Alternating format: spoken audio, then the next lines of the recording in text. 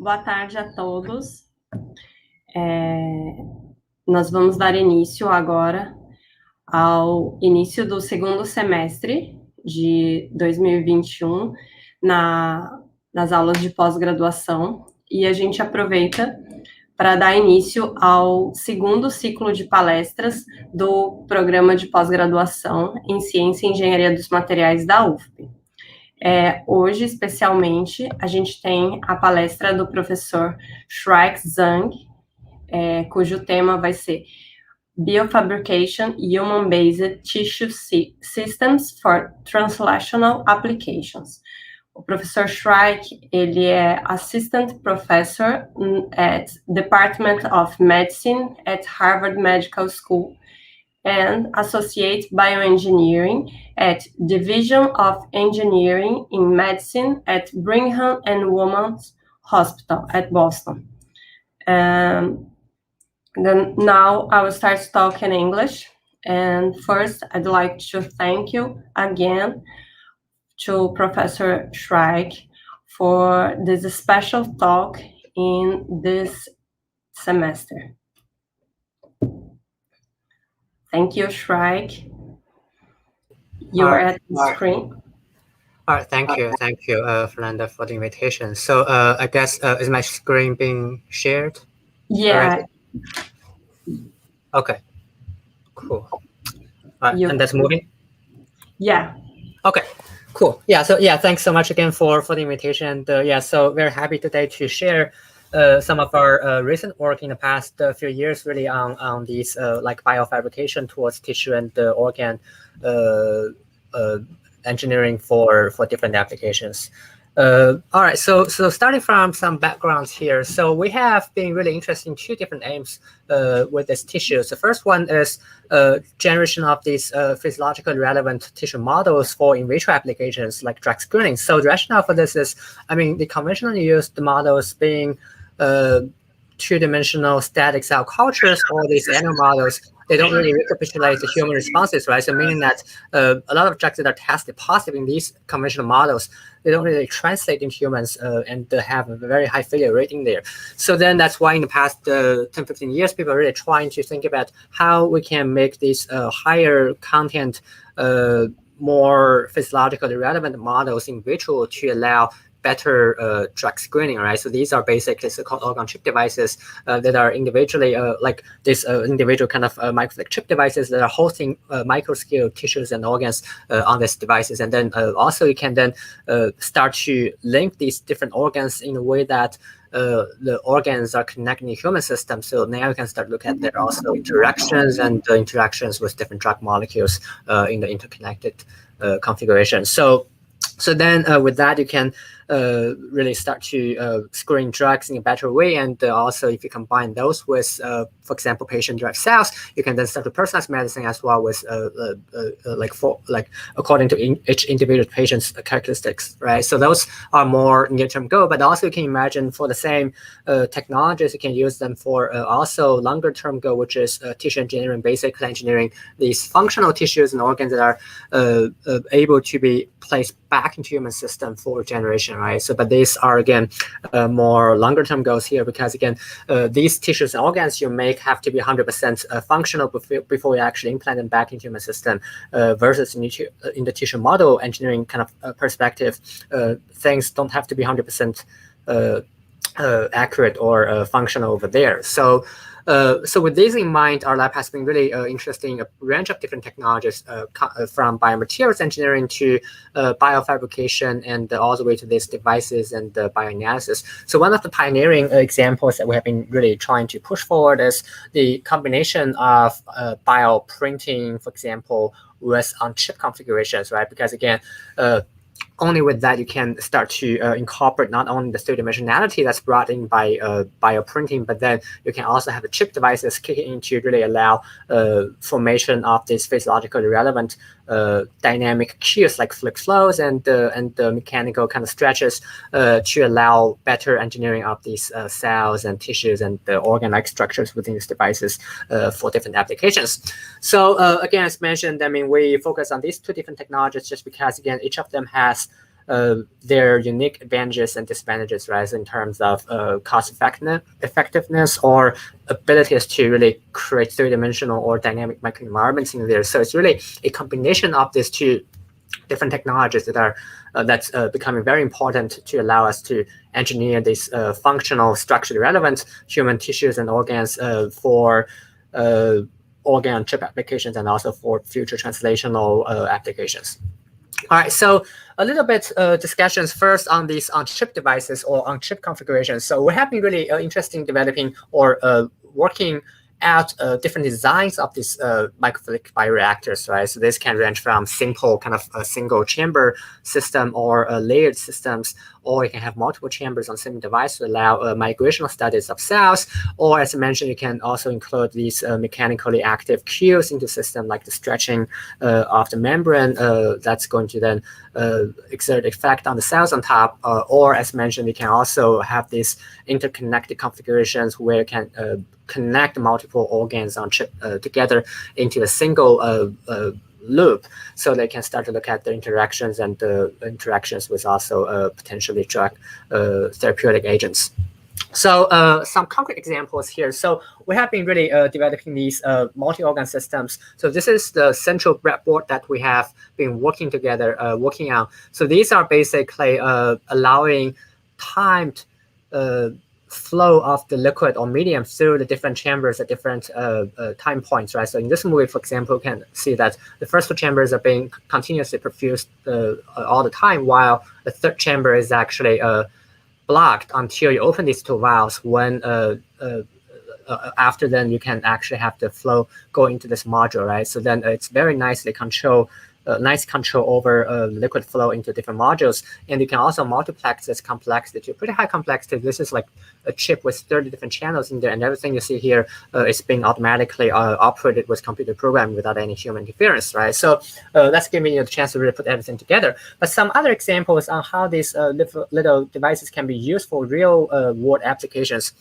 So for example, as I mentioned, you can have a device that's being separated by a membrane in the middle, right? So that's going to serve as the endothelial barrier. So if you seed endothelial cells onto this membrane, you're going to be able to really form a monolayer of endothelium on the membrane to allow formation of this vascular barrier in between the two chambers. So if you look at the tear measurements, you can see an increase of the tear as the cells are proliferating.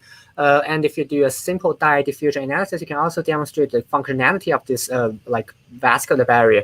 So if you don't have a confluent endothelial barrier, you can see very fast diffusion of dye molecule. But then if you have a confluent cell monolayer over there, you see, like, the diffusion is much slower until when you actually infuse in the histamine, which is known vasodilator that's dilating the junctions between endothelial cells, right? So then you can see actually a gradual increase of this diffusion of the same dye molecule across the endothelial barrier, meaning that this barrier is not only functional, but also is responsive to these like biological agents, as we would say in the human vascular configuration. So then we have vascular barrier. What can you do, right? So one example that we give is you can actually construct very simple, we call foreign body on chip device to allow probing foreign body reactions in a much higher throughput way than the conventional in vivo animal models, right? So in this case, you have the same endothelial barrier in the middle, but you have, you have also a like tissue chamber in the bottom where you can have this implants in there. For example, in this case, we had the titanium beads, but on the top, you can flow in these immune cells on top, right, to allow their interactions. So what happens here is that if you do static culture, you don't really see much activation of the immune cells that are circulating on the top chamber. But if you have the flow in there, right, so the cells are moving around, you can actually start to see more activation of the immune cells on these endothelial monolayer. And again, if you allow them to further interact with the implant in the bottom, you can see how they are exerting differential effects, right? So these are basically same immune cells, but they're coming from different donors, 3 different donors, right? Donor A, donor B, and donor C. You can see that donor A had very pronounced pro-inflammatory responses to these same titanium beads, while donor B and donor C, they pretty much had not much inflammatory responses, meaning that you can actually use this device to really screen this patient spectrum differences in terms of their immune responses to these foreign body implants, which is something that is hard to screen previously with some other models. All right, so another example, as I mentioned, you can have a multi-chamber device to really look at the interactions or migrational effects. So in this case, we actually had 2 chambers in there. So one chamber we had JAMA plus the HEP2 cells. So basically, it's the liver cancer site. But then we also had another site on the right, which either had JAMA plus HAP, which is the mineral in the bone, or JAMA alone. So this is basically used for mimicking the bone microenvironment, especially when you have the mineral particle in there. So it looks like with addition of mineral particles, you can attract more migration of these primary liver cancer cells to a secondary site, meaning that you can actually use this as an in vitro device to really study how these cancer cells are disseminating into surrounding tissues and becoming then seeded over there in the secondary site, right? So, but not only that, you can then also start to look at therapeutic effects. For example, if you use the molecule that's anti-cancer, you can study their effects in the forms of free drug molecules like TQ or when they're encapsulated in nanoparticles, right? So basically, you can see when they're in the nanoparticle form, you have much longer release profile of this molecule, so you can have much longer effects of the inhibition of the primary cancer cell migration to secondary site. So again, I mean, that's a simple device, but allows you to really look at these potentially different interactions of the tissues and the organs and the therapeutic agents in a very efficient way. So another thing is that you can also use device to potentially test, let's say, medical implants or devices. In this case, it's kind of interesting. So we had a device over there that's allowing very similar like endothelial, like arterial flow pattern in there. As again, depending on the design and also the flow parameters you put in there, you're going to be able to really modulate or simulate the different flow patterns of the arterial flows or vascular flows in this device. And then if you place these fibers in there, you can look at, for example, how the fibers are or the flow stress are going to affect the alignment of endothelial cells, but also on the other side, how they're going to behave differently on the cell shedding. So first part, so basically looks like when you have a topographic pattern down there, it's much more important than short-term flow. So whether you have flow or not, the cells are random on random fibers, and the cells are aligned on aligned fibers, although the flow actually makes alignment slightly better.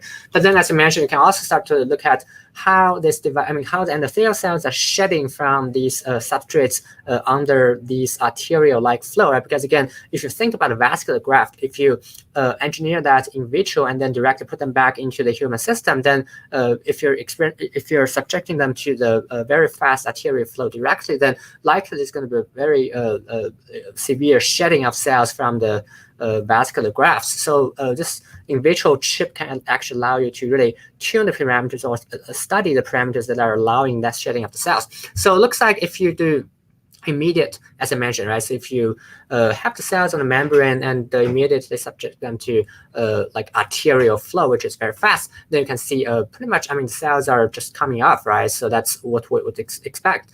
If you have intermittent groups, so initially lower velocity and increasing that to arterial flow relatively fast. It's getting better, but still see some shedding of cells. And if you do gradually increase, right, so then a little bit every few hours until eventually at this arterial flow rate, you can see pretty much you're preserving all the cells on this vascular graft. That's going to be very important for actual in vivo application, right? So again, showcasing how these devices can be potentially used for probing not only cell interactions or cell-drug interactions, but also like investigating how medical devices or medical implants can be best suited for in vivo applications before they actually put into the human system.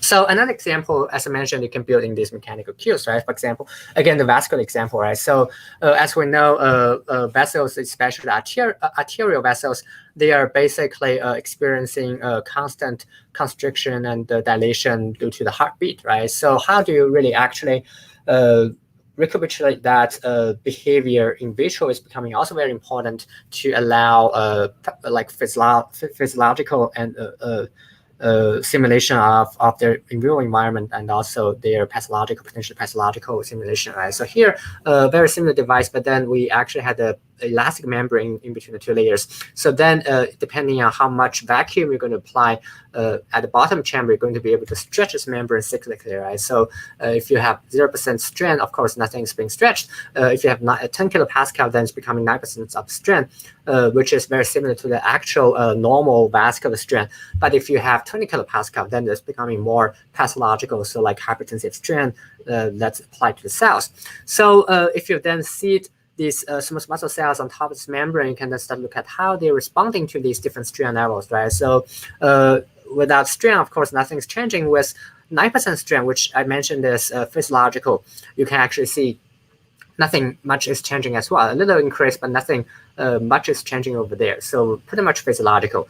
But if you start to have 16% of strain, which is pathological, you can see how these different inflammatory biomarkers are being significantly increased, right? So again, showing how you can control the behaviors of the cells by simply tuning the mechanical strain levels that they experience. All right, so that's the microfluidic device part. So second part is this bioprinting, right? So again, as we know, all the tissues and cells are, all the tissues and organs are complex, made of multiple cell types and multiple ECM molecules come together in the right architecture for the macroscale tissue to be functional. So we have been really then interested in these bioprinting technologies because, again, these are really allowing automated fabrication of tissues and organs in a much better way than we could with conventional like manual assembly approaches, right? So these can range from, well, in that space, bioprinting space, we're pretty much interested in every single aspect from hardware software engineering to bioinks and all the way to applications. So there, here are some examples, right? So I've been really interested in multi-material bioprinting, again, ability to really allow biofabrication with multiple cell types and multiple ECM types coming together in the right way to allow macro scale tissue function. So we have also a pretty heavy footprint on cannon tissue bioprinting. So basically bioprinting of these hollow structures that are widely present in human system, right? So like the vascular structure or the other kind of hollow tissues. So this can, of course, include different bioprinting strategies in the sacrificial, DLP, or like microfluidic bioprinting. So another thing that we have been really interested in bioinks, just because, I mean, this is probably one of the most important components of bioprinting, because the bioinks not only have to allow the printing to happen in the first place, but also after printing, they have to really ensure that the cells are happy within the microenvironment, then they can mature to the tissue type that we want them to be, right? So then this is also something that we have been really interested in over the past years. And also the other like last part is minimum invasive bioprinting. Basically, we have been really trying to think about how you can miniaturize these bioprinting systems in a way that you can either hold them in the hand or combine them with medical devices, right? So like the caster for really achieving in vivo, in situ printing on the human body, right? So that's going to allow you to really dress the wounds in a different way, much faster than if you print and then bring that into the wound area. So I'm going to give some examples of some of these today to briefly go over the capacity that we have been developing for bioprinting of tissues and organs in the past few years. So again, some examples here is I'll probably take liver as a concrete example and showcase some of the capacities or different ways to bioprint them into functional tissues. So one of the earlier ways that we have been working on is based on these spheroids, right? So you can actually mix these different populations of liver cells, hepatocytes, stem cells, Kupffer cells, and endothelial cells in the right ratio into these spheroids. So these are basically functional, showing expressions of their biomarkers, cytochromes adhering, and also albumin secretion, for example, right? So, and if you then mix these spheroids with bioink and print them into bioreactor, you can actually allow longer-term flow culture to allow to enable their long-term viability, right? So you can see that they were able to maintain their viability for like about a month or so that we were able to culture in this bioreactor devices. So then, we can use this spheroid, bioprinted spheroids for cancer drugs, for drug toxicity screening actually here. So we showed that these two drugs that were originally in the market, but then were later on recalled by FDA due to their liver toxicity that was not initially discovered in the screening process. And we did show that these drugs are actually exerting dose and time-dependent toxicity on our bioprinted liver spheroids, meaning that they're actually functional lines to really look at the toxicity of these different drug molecules. So then a little further or more advanced, so these are basically spheroids. I mean, they're functional, but they are not really having some key structures of the liver, right? So now the liver, they're made of these arrays of like lobules that are coming together, right? So using photo patterning or more specifically like digital light processing based bioprinting method, you can actually start to pattern these lobules in a way that they're really similar to the in vivo counterparts, right? So you can have the hepatocytes built into the device, the gels, and then they are actually located within this little lobule that are coming together as a larger piece of tissue. So then as you can also see from here, I mean, the cells are able to maintain their viability over days of culture, so indicating their functionality and the structural relevancy. You can also do co-culture, right? So these are monoculture only having hepatocytes, but you can also have to do co-culture, not only having hepatocytes in there, but also these stellate cells. So after printing, you can actually see how the liver cells were remaining within the lobules, but then the stellate cells were able to migrate into the sinusoidal space, which is a configuration that's very similar to the in vivo configuration. So indicating, again, their structural relevancy and the potential functionality. And indeed, right, so if you do function assays, you can see how these liver cells were, again, functional, right? So having lobules in there, but also the cells are functional, expressing nice biomarkers like the cytochromes. So with that, we have recently been working with Dr. Caulfield at the Mayo Clinic to screen some of the candidate drug molecules for COVID treatment, right? So again, showing that you can use these models for a range of in vitro toxicity and efficacy testing for a lot of the therapeutics that are important for society.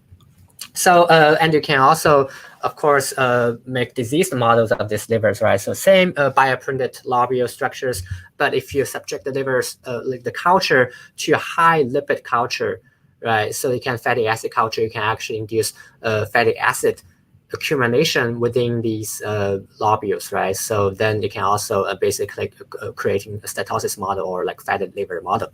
And you can see how the different treatments can potentially alleviate the fatty acid accumulation within the liver cells. And you can also do fibrosis models, right? So if you then subject these models to TGF-beta treatment, you can induce fibrosis of these liver microtissues due to the presence of the stellate cells. These are very important cells that are critical in the fibrosis process. So you can see not only how they were secreting more collagen type 1, but also they were basically becoming more myofibroblastic, like having the expressions of alpha SMA. And the same thing here, you can also subject them to drug treatment, right? And look at how these different treatments can potentially alleviate the fibrosis phenotype of the bioprinted liver tissue in this case. So so those are different configurations, right? So these patterns, but then you can also imagine these are three-dimensional, but they are not truly three-dimensional, but more like 2.5D because they're basically a layer of cells in there. So using another bioprinting method, in this case, sacrificial bioprinting, you can then start to look at really creation of truly three-dimensional livers that are having also vasculature in there, right? So again, I'm pretty sure that people already know sacrificial bioprinting very well, so I'm not going to explain that, but with this technology, you can start to create a hydrogel embedded construct that's having also the hollow microchannels within that for modeling vasculature, right? So in this case, we actually created endothelialized or vascularized the liver tissue. So if you infuse drug molecule from the endothelial, like the microchannel, you can not only see how the drug molecule is affecting the endothelial integrity here, but also how the same drug molecule is affecting the survival of the surrounding liver cells in a time, dose, and more importantly, diffusion-dependent manner, right? So this is actually very important because this is actually very physiologically relevant, right? So if you take a drug either orally or intravenously or whatever, it's going to go through the vasculature and then being carried to the different tissues. And depending on how far away the tissue cells are from the actual microchannel or vessel, you can you would have a diffusion-dependent manner effect of toxicity or efficacy, right? So you can imagine this is only possible with this kind of three-dimensional model, but not in any of the two-dimensional models used before. Because if you add a drug molecule into the plate, for example, right? So every single drug molecule is going to experience the same dose of the drug at the same time, right? So you won't be able to really look at this dose-dependent effect in any case with those models, so only in this more complex biofabricated models. All right, so those are the vessels. You can actually also, if you culture those in vessels for non-enough, since it's a hydrogel matrix that's biocompatible, cytocompatible, you can then start to induce secondary sprouting, right? So basically sprouting of the endothelial cells into surrounding matrix to form this multicycle vasculature.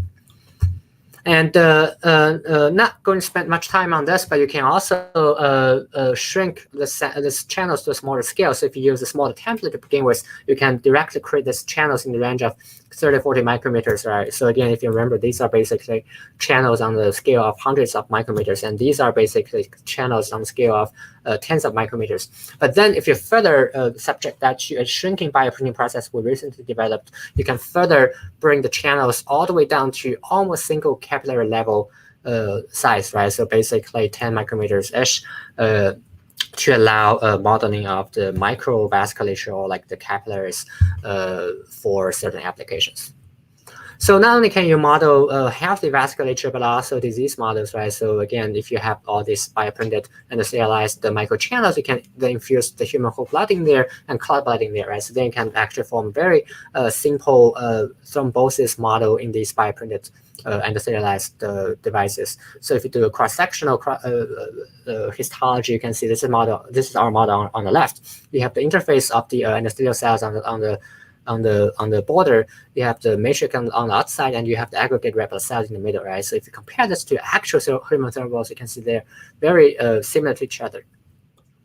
You can also apply this to other tissue types, as mentioned, right? So not only vasculature, but there are also some other hollow tissue that are present in the human system. So, for example, breast memory ducts, right? So here, if you see these breast cancer cells into these sacrificially bioprinted channels, you can see how they're proliferating and then becoming confluent and then start to invade into surrounding matrix, basically showing this transitional phenotype of breast cancer, basically DCIS to IDC kind of transition, right? So spreading out.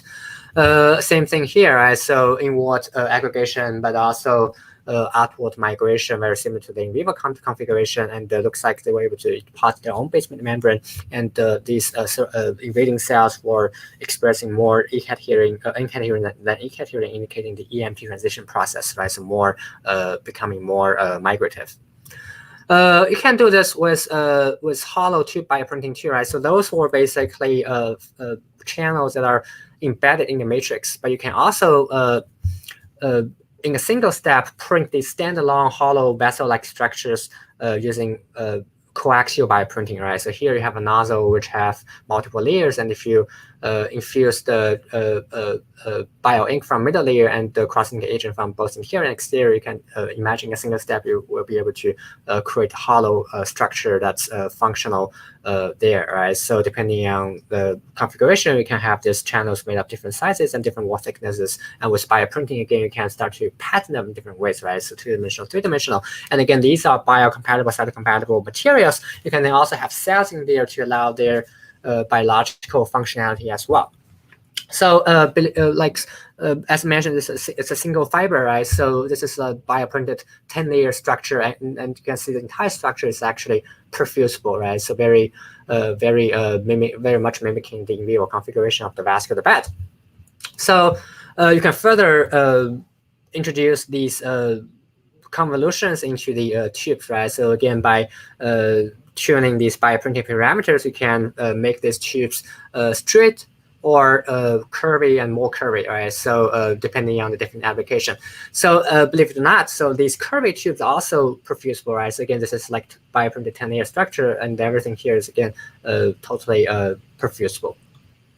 So what can you do then? So not only vasculature, vascular bed, but you can also then seed a secondary cell type into surrounding space in between these fibers, and really allow creation of a high content vascularized tissue model. For example, here cardiac model, right? So basically, the endothelial cells are labeled in GFP. So you can see they're lining around the fibers, and the surrounding cardiomyocytes were not labeled, we can see their contraction, right? So basically forming very nice endothelialized or vascularized myocardial tissue, and the cardiomyocytes were having local alignments and expressing their nice biomarkers, connecting 43 and the sarcomeric alpha-actinine. All right, so you can see also their synchronized contractions across different locations. Of course, you can combine that with bioreactor and then do all the drug testing, as I mentioned in the very beginning, right? So you can also start to create these lymphatic vessels that are single and blinded. So basically, you can place a blood vessel that's perfusing, and then the lymphatic vessel on the other side that's basically like draining the liquid from into the space, which is very similar to the in vivo configuration. You have a network of vessels that's perfusible, but they have the single and blinded lymphatic vessels to really drain the liquid through from the microenvironment to allow this microcirculation. So then you can further incorporate, for example, these cancer cells in there to create a cancer microenvironment. So not only can you see the differences between 2D and 3D, but most importantly, it's also different between a single channel configuration and the two-channel configuration, right? So single channel means you have only the vasculature, blood vessel that's delivering the drug molecules. But two channels, you have vasculature, but also you have the lymphatic vessels that are draining the liquid. So in this case, you have also differences in there in terms of toxicity of the anti-cancer drug, because again, you have a differential transport phenomenon of the drug across this microenvironment, right? Indicating importance of having everything together within the microenvironment to really model their in vivo configurations. All right, so I think maybe last 10 something minutes-ish, I'm going to give a concrete example in the last on another recent work we have been recently doing, really on as I mentioned in the very beginning, right, so combining biofabrication with these on-chip devices to allow high content modeling of human tissues and organs in vitro. So here we target these alveolar lung structures, right, basically distal lungs.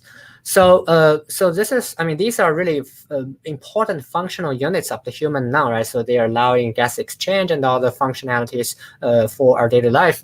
So there have been some reported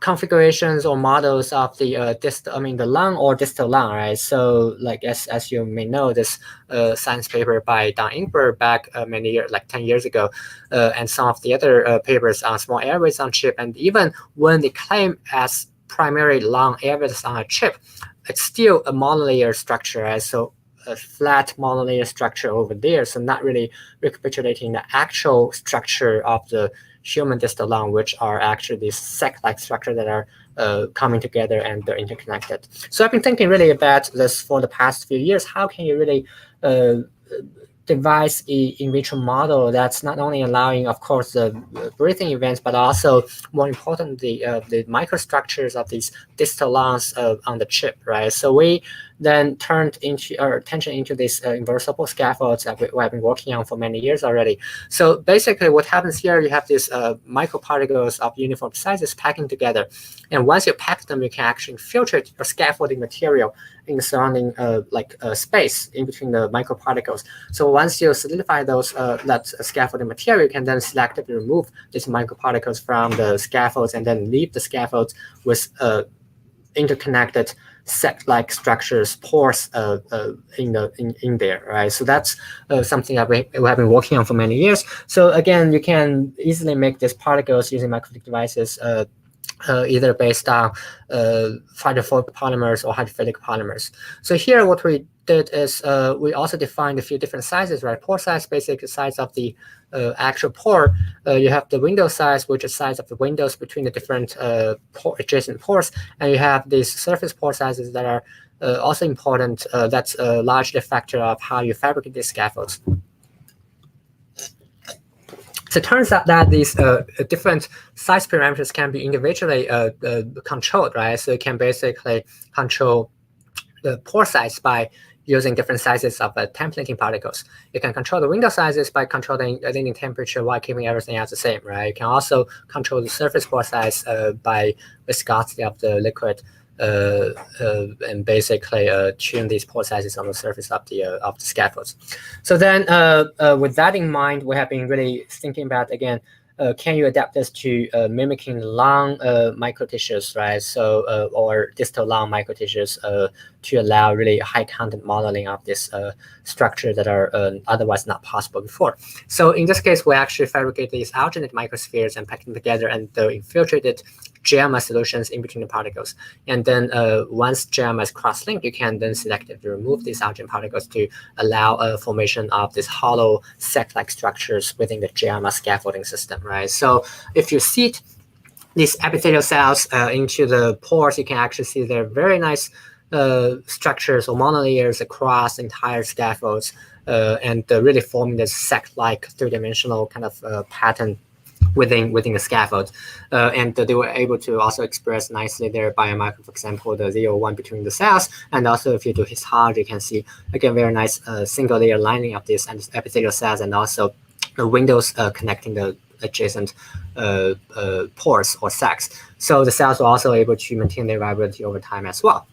So I'm going to skip this one. So why is that important, right? So we did a lot of the like genomic kind of analysis and showed that if you compare 3D JAMA and 2D JAMA, 3D JAMA being our scaffold and 2D JAMA being, I mean, just layer of JAMA where the cells are on top as a layer, right? So they're actually very different. So if you have 3D JAMA, the cells are able to really grow into confluency in 3 dimensions and not leaving space. But if you do 2-dimensional cell culture, you can actually see the cells don't really go for some reason into a single layer, right? So they form patches on the surface. So that's one difference. But also, if you look at all the gene analysis, you can see a lot of differences in gene expressions as well, different signaling pathways and other things, right? Also, apoptosis. 2D JAMA, you have much more apoptosis of the cells than when the cells were in the 3D JAMA, right? And not only that, if you compare 3D JAMA with 2D PDMS, which is the configuration that's being used by many other groups, right? So they're also very different, right? So because of mechanical difference and also things. So meaning that I think there might be, yeah, so it might be another slide. So again, nothing in detail here, but the conclusions are not only is mechanical property different, right? So if you compare 2D JAMA and 2D PDMS, so that's having those are having different mechanical properties. But also the 3-dimensional configuration is going to be important because if you compare 3D JAMA and 2D JAMA, you can see also very much difference between them two as well, right? So again, indicating that a lot of the parameters are actually very important, so that it's truly critical to recapitulate the microenvironmental parameters to allow high content in vitro modeling of these like alveolar long structures. So then what can you do, right? So you can then combine that with bioreactor system to apply these breathing events. It looks like the breathing events are not really killing cells, and they were actually promoting better expressions of these Z01 biomarkers in between the cells. And again, another important thing is that if you want to really look at inhaled therapeutics or agents, right? So this is becoming very, very important here in our model because this is truly biomimetic, right? So this is the airflow within our model and also within the actual human distal lung.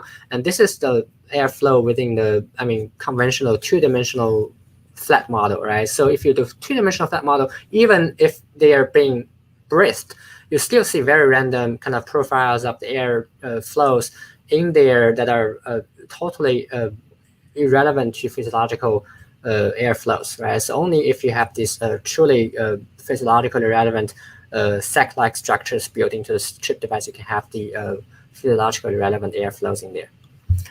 So then some other concrete examples on applications, right? So one thing is that you can basically screen smoking effect, right? So for example, you can subject the model to smoking and then look at how the smoking is killing cells and inducing expressions or oxidation of the cell membranes of these epithelial cells, right? And also how they were able to change the secretion of the biomarkers or basically inducing apoptosis of the cells in there. So that's one thing. But also another thing that's interesting is that we have applied this to screening SARS-CoV-2 pseudoviral effects, right? So looks like these epithelial cells, as we know already, they were expressing very nicely, very strongly ACE2 biomarkers, right? So these are actually receptors that are key to viral entry into the epithelial cells. So these cells were heavily expressing the ACE2 biomarker to allow viral entry. So if you subject them to these SARS-CoV-2 pseudoviral particles, you can see how they're actually killing the epithelial cells in a dose and time-dependent manner, but also you can start to look at therapeutic effects, right? So AQD, remdesivir, and hydroxychloroquine, right? So for example, these can be applied, and then you can start to probe their effects, treatment effects on the cells, or basically preventing viral infection, right? So can actually so what we have found over there is that these data are actually very similar to their clinical findings, right? So look at if you look at the graph here, so remdesivir has the best effect, which is clinically already proven. And the AQD has been recently shown that it's also quite effective, but hydroxychloroquine here on the other hand, right? So it was initially proposed as anti-COVID drug, but then later on through clinical trials have been shown that it's not really doing much to the COVID control. So which is also shown in the same case in our model, right? So indicating that these models are highly translational, allowing potentially clinically relevant screening of these drug molecules for, again, not only COVID, but also pandemics beyond. Finally, we can also subject these models to, for example, culturing of cancer cells, right? So those were basically healthy epithelial cells, but you can also start to incorporate these lung cancer cells into the scaffolding system to allow recapitulation of the lung cancer microenvironment, right? So you can see very similar configuration here. Basically, cells were maintaining viable and were able to populate entire surfaces of these scaffolds. But what's interesting here is that if you compare here, histology again cross-section, very different than normal healthy lung epithelial cells or alveolar lung epithelial cells that are basically forming only a monolayer. These cancer cells are actually forming multiple layers on the surfaces, right? So which is, again, the hallmark of cancer growing in vivo, because there's no contact inhibition over there for them to really stay as a monolayer, right? So again, indicating that you can really model this disease phenotypes within our models as well. All right, so I think with that, I'm going to briefly summarize some of our sensing work and then conclude from there. So as I mentioned in the beginning, right, so we have, like, once you have these micro devices or micro tissues built, you also want to, like, ideally know how they're behaving in steady state, but also if you infuse drug molecules, how are they interacting or responding to these drug molecule therapeutics in a way that you can translate, right? So then we're having really interesting these in situ sensing capacities to allow us for continuously non-invasive monitoring of cellular responses. So this can range from, for example, immunobiosensors for capturing biomarkers and quantify them, physical sensors for monitoring physical parameters like oxygen, pH levels, and other things, enzyme sensor for monitoring metabolites like the glucose, lactate, ion sensor for monitoring the ions, and also electrical sensors for monitoring their electrophysiology signals for electrically active tissues like neural tissues or cardiac tissues, right? So also we have been having quite intensive footprint on imaging, so basically allowing us to really do this morphological assays of tissues and organs, microtissues and organs directly within chip devices. All right, so with that, right, so you have now everything together, right? So you have the biofabricated tissues, organs, you have the microfluidic chips to allow circulations and the mechanical movements. You have also the sensing devices. You can then start to put everything together in a way that you want to really enable configurations of interest, right? So to look at all the different interactions and the drug tissue organ tissue drug interactions, right? So then you can basically design your devices in a way that you can really target your final application. So one example is that you can not only have the actual for example, healthy cardiac tissue plus your cancer tissue for screening not only toxicity but also efficacy. But at the same time, we can also have cancer tissue plus a preconditioned cardiac tissue, for example, fibrotic cardiac tissue. Then you can actually look at how these preconditions are going to be also affecting treatment and the potentially toxicity profiles of the anti-cancer drug molecules, right? So again, allowing to really predict how these are going to be really behaving in the human system in the real world application, right? So clinical translation, basically. All right, so I think with that, I'm going to start by really thanking our wonderful collaborators and the funding agencies, and of course, most importantly, all the wonderful lab members across the past years who have pretty much done everything that I've presented today. Thank you very much.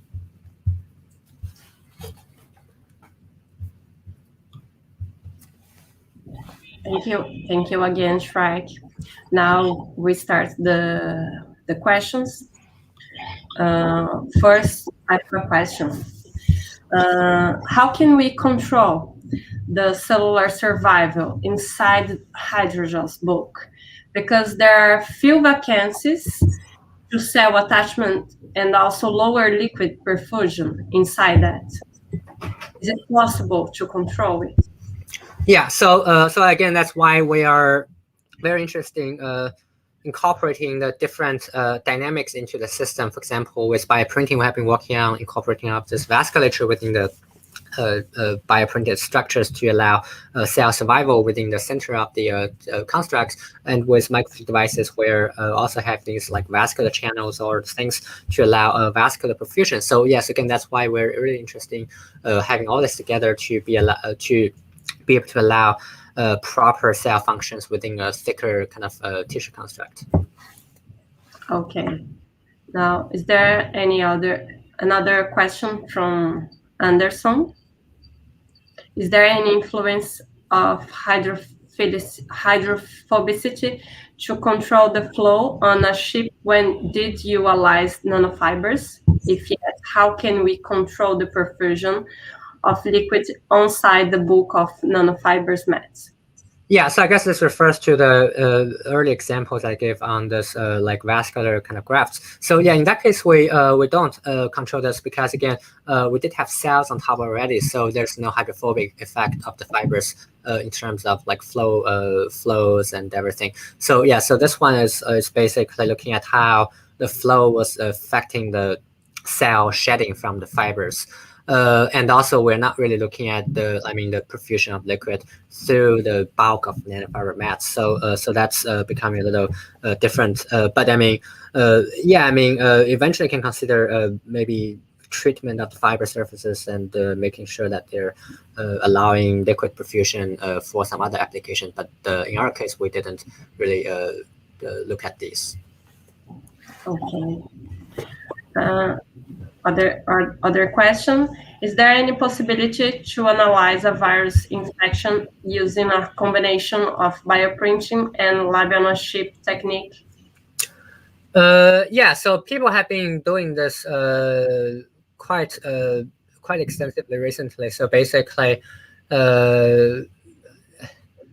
yeah, people have been, for example, using these long chip devices for looking at the viral infections and some other things too. So there are some emerging works on bioprinting combined with lab-on-chip devices for that, but I haven't seen many of that yet. But I don't see any reason why that cannot be done. As I mentioned, each of the technologies have their own advantages and disadvantages. So really, I think it's a combination of the two that's going to really be able to allow high content modeling of the tissues to allow more, biomimetic or physiologically or pathologically relevant screening of these pathogen or viral kind of infection effects and the treatment efficacies. Okay. Any other question? No more questions. And just another question from me. Can we apply a biomechanical cartilage model using these systems? Yeah, I think so. I mean, we haven't done much over there, but I know there are some other people who have been working on cartilage and similar kind of musculoskeletal tissues there. So yeah, definitely. I mean, there have been some references there working on the similar line. Okay. Any other question? No. Okay. Okay. No more question. Thank you again, Shrike. I'd like to thank you so much for this talk. It's very special for us. Thank you very much. All right. Thank you. Thanks again for the invite.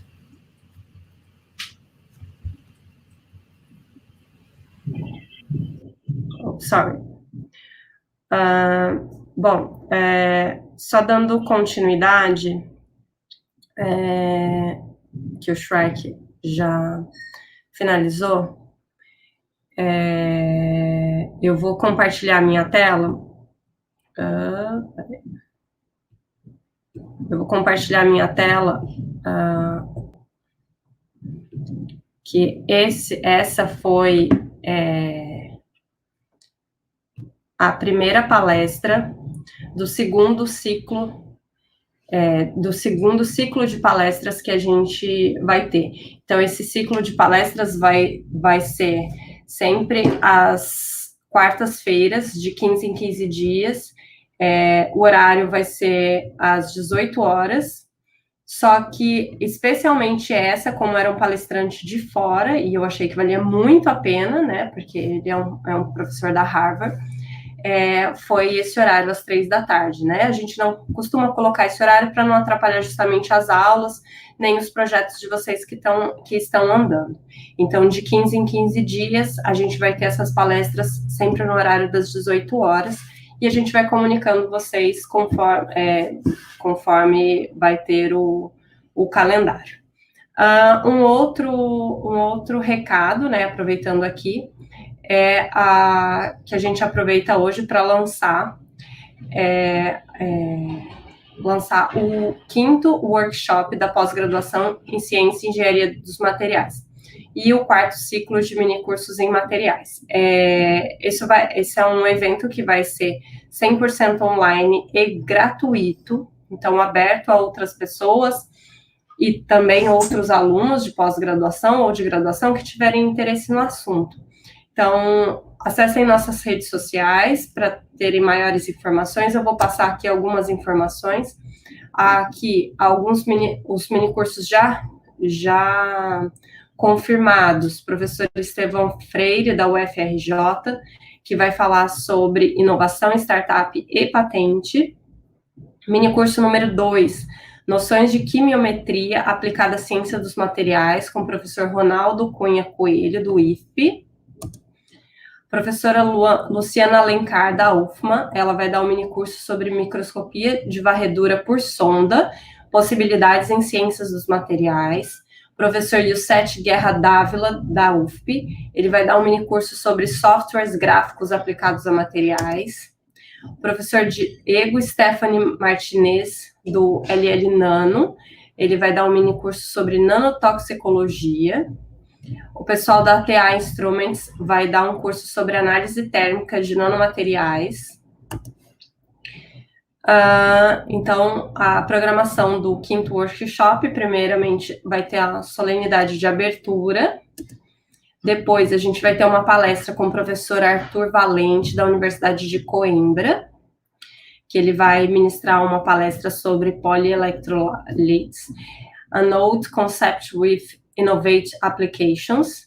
Depois nós teremos uma palestra com o professor Oswaldo Novaes de Oliveira Júnior, do Instituto de Física de São Carlos, que ele vai falar sobre a inteligência artificial aplicada à ciência dos materiais. A doutora Amanda Fernandes Gouveia, da Universitat Jam, da Espanha, ela vai falar sobre a química teórica experimental no estudo de materiais. Professora Érica Freire Antunes, que está no NIST, nos Estados Unidos, sobre síntese de nanotubos de carbono para aplicações aeronáuticas e aeroespaciais. professora Elisângela Hoffmann Fragal, da Université Claude Bernard, em Lyon, na França, sobre o desenvolvimento de biomateriais multifuncionais para aplicações biomédicas. Então, esse é um resumo, né, do nosso quinto workshop da pós-graduação em Ciência e Engenharia dos Materiais e quarto ciclo de minicursos em materiais. Então, por favor, acessem as nossas redes sociais para fazer o link da inscrição. Esse é um evento totalmente gratuito. Nós já fizemos esse evento online no ano passado, nesse formato, e eu acho que vai ser muito interessante para vocês. Então, eu gostaria de agradecer a presença de vocês e divulgar esses 2 eventos aí da pós-graduação, tá bom? Muito obrigada, tenham uma ótima tarde a todos. Tchau, tchau.